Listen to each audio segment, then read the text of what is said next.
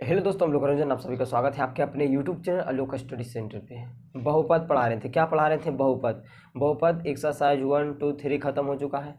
देखिए, पहले हम बता दें कि जी अगर चैप्टर ख़त्म होगा, जिस चैप्टर पढ़ाएंगे चैप्टर ख़त्म होगा उसके बाद उसका ऑब्जेक्टिव करवा देंगे। जितना भी ऑब्जेक्टिव रहेगा आज टोटल बहुपद में बताएंगे। इससे बाहर एक भी ऑब्जेक्टिव आपका बोर्ड एग्जाम में नहीं रहेगा। इतना ऑब्जेक्टिव करने के बाद एक भी बाहर आपका ऑब्जेक्टिव बोर्ड एग्जाम में नहीं रहेगा। इसलिए वीडियो को कंटिन्यू जरूर देखिएगा। बहुत ही इंपॉर्टेंट, मोस्ट इंपॉर्टेंट क्वेश्चन है जो बहुपद का। इससे बाहर एक भी क्वेश्चन आपका नहीं रहेगा। चलिए स्टार्ट करते हैं। क्वेश्चन नंबर 1 में दिया, आपको स्क्रीन पर दिख रहा है, एक घात वाला बहुपद क्या कहलाता है? जब एक घात का होगा, जैसे चार संख्या कौन कौन होता है? जैसे ABCD से EXYZ, ये सब हमारा क्या है? चर संख्या। जब भी चर संख्या का घात एक हो, पावर एक हो, जैसे x पर पावर 1, y पर पावर 1, z पर पावर 1, जब पावर कितना हो? घात एक हो, जिसका घात एक हो, उसे क्या कहते हैं? रैखिक बहुपद कहते हैं। कि क्या कहते हैं? एक घातीय को क्या कहते हैं? रैखिक बहुपद कहते हैं। ऑप्शन नंबर सी आपका राइट आंसर हो जाएगा। हाँ, अगला क्वेश्चन है, धीरे धीरे क्वेश्चन हाई लेवल चला जाएगा। देखिए, अगला क्वेश्चन है, एक द्विघात बहुपद की x बराबर एक्स स्क्वायर माइनस एक्स के शून्य का अल्फा और बीटा हो तो अल्फा प्लस बीटा का मान। आइए समझते हैं।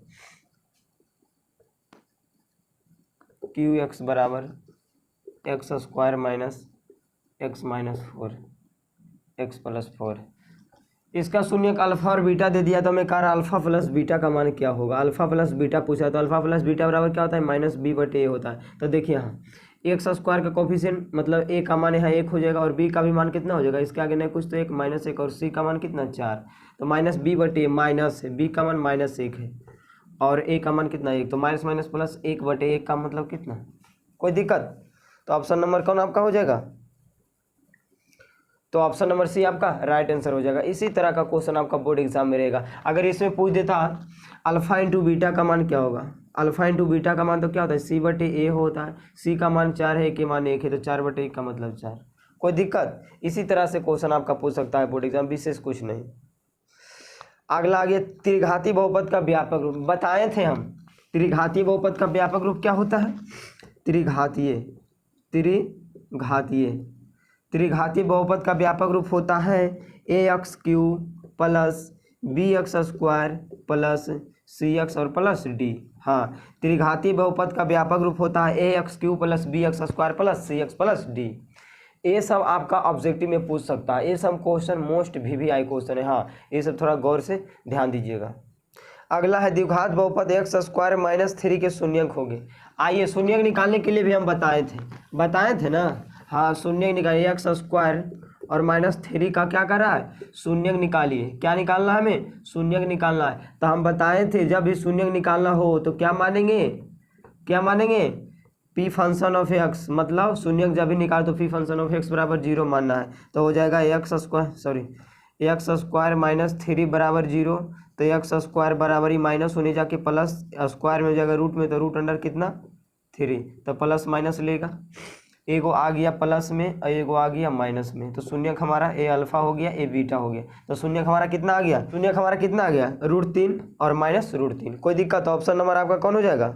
√3 माइनस √3। देखिए बी में -√3 प्लस √3। कोई दिक्कत? ऑप्शन नंबर आपका भी राइट आंसर हो जाएगा। देखिए अगला उसी प्रकार है, यदि अल्फा और बीटा बहुपद f(x) बराबर x² प्लस उनके मूल हो तो 1/α प्लस 1/बीटा का मान क्या होगा? आइए क्वेश्चन को पहले लिख लेते हैं। क्वेश्चन को क्या करते हैं? क्वेश्चन को पहले लिख लेते हैं।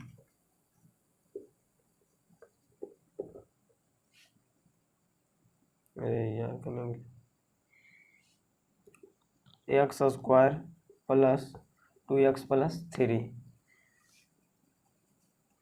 मूल हो तो अल्फा 1/α प्लस 1/बीटा का मान। इसका फार्मूला होता है 1/α प्लस 1/बीटा का, बीटा बराबर फार्मूला होता है -b/c होता है, -b/c। तो देखिए यहाँ माइनस b का मान कितना है? 2 है और c का मान 3, तो -2 कितना? 3 हमारा आंसर हो जाएगा। तो ऑप्शन नंबर कौन हो जाएगा? ऑप्शन नंबर आपका -2/3, ऑप्शन नंबर आपका भी राइट आंसर हो जाएगा। देखिए अगला है, कौन रेखीय बहुपद व्यंजक है? रेखीय कौन होगा? जिसका पावर 1 होगा वो रेखीय होगा। तो शुरुआती में नजर आ रहा है 2x और पावर 1 है, और पर देखिए x power 2, x power 2, x power 3 है। तो रेखीय बहुपद कौन होगा? जिसका घात 1 हो, जिसका घात केवल और केवल 1 हो, उसे क्या कहेंगे? रेखीय बहुपद कहेंगे। तो ऑप्शन नंबर ए आपका राइट आंसर हो जाएगा। दिया है एक द्विघात बहुपद के मूलों का योगफल था क्रमशः मतलब गुणनफल क्रमशः 2 और -15 तो द्विघात बहुपद होगा। बताए थे हम, पढ़ाए थे तो बताए थे। मूलों का योगफल मतलब अल्फा प्लस बीटा, मूलों का योगफल अल्फा प्लस बीटा बराबर हमें दे दिया है कितना 2 दिया है, और मूलों का गुणनफल अल्फा इंटू बीटा बराबर दे दिया है -15। तो हमें द्विघात बहुपद निकालने के लिए कह रहा है। क्या निकालने के लिए कह रहा है? द्विघात बहुपद। क्या निकालना है? द्विघात बहुपद फी फंक्शन ऑफ एक्स बराबर क्या होता है? X square minus alpha plus beta into x plus alpha into beta. समझिएगा, x square minus alpha plus beta का मान कितना है? अल्फा प्लस बीटा का मान 2 है, 2x plus alpha into beta का मान कितना है? -15 है। तो आ जाएगा एक्स स्क्वायर माइनस 2x और प्लस माइनस -15। तो x square minus 2x -15 option number कौन हो जाएगा? एक्स स्क्वायर माइनस 2x और -15 ऑप्शन नंबर डी हो जाएगा। डी में है ना एक्स स्क्वायर माइनस 2x -15। कोई दिक्कत? एक क्वेश्चन एकदम 100% गारंटी के साथ है कि आपका बोर्ड एग्जाम में पूछेगा, ऑब्जेक्टिव में कन्फर्म है कि पूछेगा, एकदम निश्चिंत रहिएगा। अगला क्वेश्चन है निम्नलिखित में कौन बहुपद नहीं है? आपको दिख रहा होगा, देखिए लिखते हैं। हम बताए थे अगर चर का घात पूर्ण संख्या हो जाए तो वो बहुपद होगा। चर का घात होना चाहिए ना, चर का घात लिख लीजिएगा नोट्स में। अगर चर का घात पूर्ण संख्या हो, चर का घात क्या हो? अगर चर का घात पूर्ण संख्या हो तो वह बहुपद होगा। इस टाइप का क्वेश्चन भी आपका एग्जाम में बार बार था। चर संख्या जैसे ए बी सी डी और ई एफ जी मतलब जेड तक क्या हमारा चर संख्या है। चर संख्या का घात जैसे ए पर पावर अगर 2 रहेगा तो ये बहुपद होगा, अगर 1 पर पावर 1 रहेगा तो भी बहुपद होगा। क्यों बहुपद होगा? क्योंकि यहाँ चर संख्या का घात क्या है? होल नंबर है। कौन नंबर? होल नंबर मतलब पूर्ण संख्या। चर संख्या का घात हमेशा क्या होना चाहिए? पूर्ण संख्या होना चाहिए। ए से लेके जेड तक में अगर पावर 1 है, पावर 2 है, पावर 3 है तो बहुपद होगा। जैसा ही माइनस आ गया तो नहीं होगा, बट्टा में आ जाएगा तो नहीं होगा। जैसे बट्टा में आ जाए, माइनस में रहेगा तो नहीं होगा। तो इसमें देखिए क्या क्या दिया है।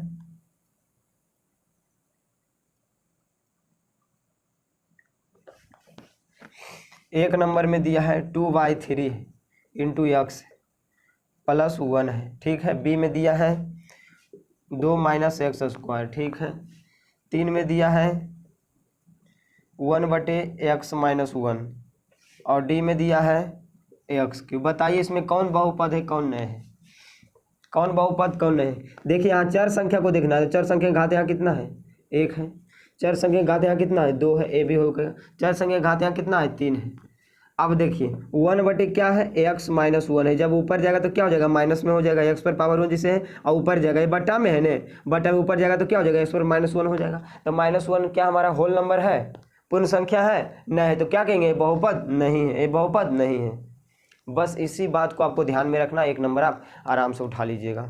चर संख्या का घात हमेशा क्या होना चाहिए? पूर्ण संख्या होना चाहिए। चर का घात हमेशा क्या होना चाहिए? पूर्ण होना चाहिए, पूर्ण संख्या होना चाहिए। Question x square minus 2x अल्फाज के शून्य का अल्फा ए और बी हो तो ए इंटू बी का मान क्या होगा? ये भी बहुत मजेदार क्वेश्चन है। पी एक्स बराबर x square minus 2x plus 5, इसका शून्यक हमें ए और बी दिया है। शून्यक क्या दिया है? ए और बी दिया है। तो हमें कह रहा है मतलब ए इंटू बी का मान मतलब अल्फा इंटू बीटा का मान निकालना है। ए इंटू बी का मतलब क्या? Alpha into beta.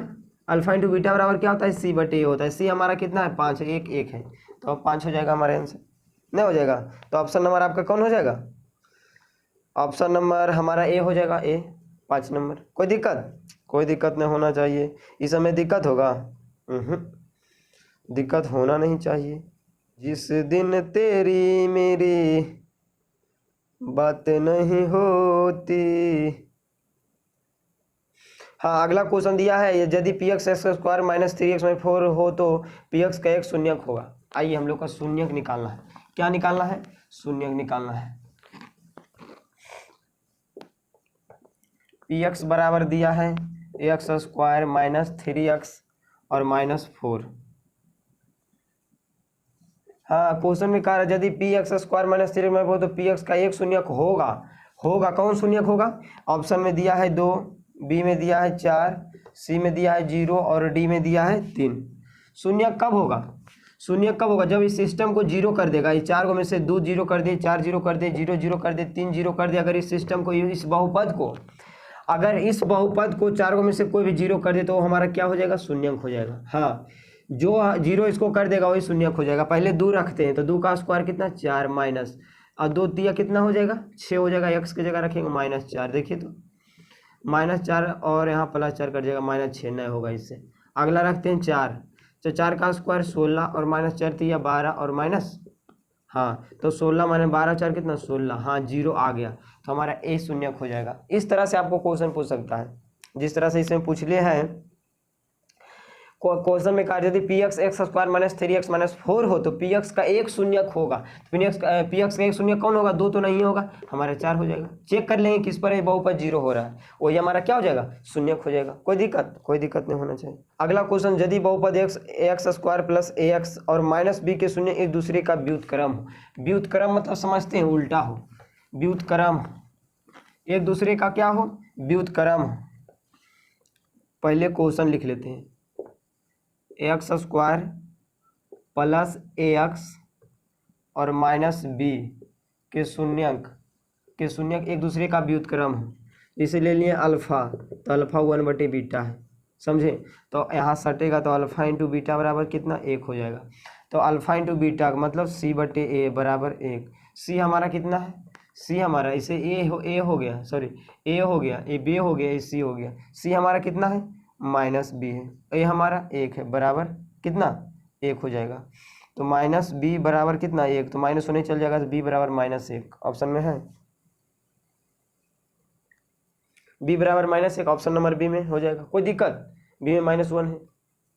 देख कितना मजेदार क्वेश्चन है। बहुपद 2 माइनस, देखिए बहुत मजेदार क्वेश्चन है, लिखते हैं। बहुपद 2 माइनस एक्स स्क्वायर और प्लस एक्स क्यू में एक्स स्क्वायर का गुणांक करा है।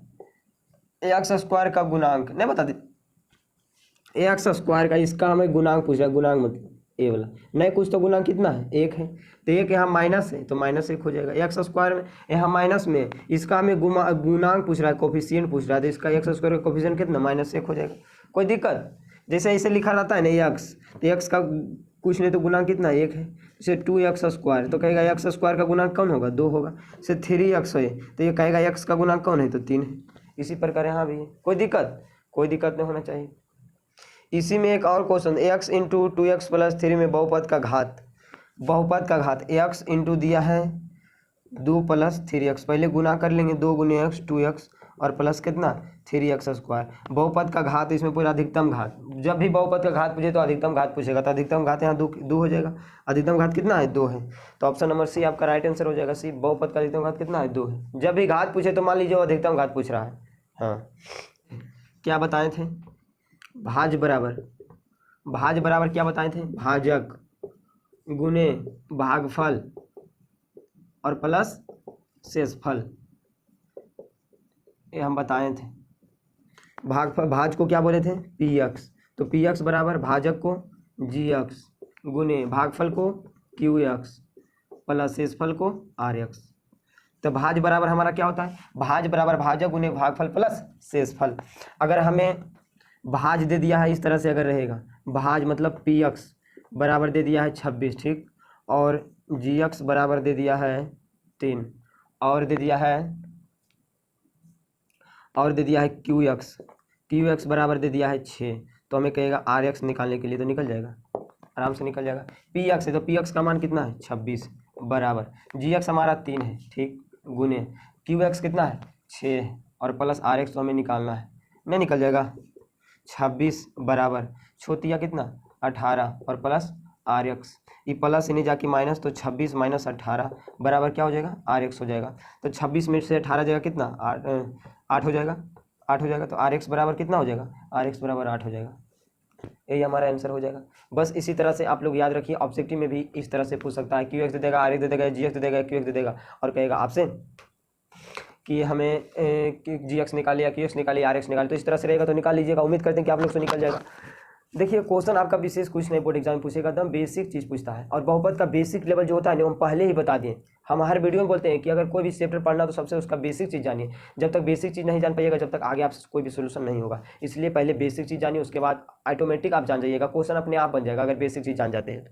समझे ना? हाँ, जब तक बेसिक चीज पता नहीं, जब तक हमें कुछ ककारा कुछ पता रहबे नहीं करेगा या ABCD कुछ पता नहीं रहेगा, किसी का नाम लिखने के लिए कहेगा तो लिख सकते हैं। से ABCD हम नहीं जानते हो, किसी का नाम का देगा अंग्रेजी में लिखे ले तो जान पाएंगे? नहीं जान पाएंगे। उससे पहले नाम लिखने से पहले हमको ABCD जानना होगा, उसके बाद ही उसका नाम लिख पाएंगे ना हम।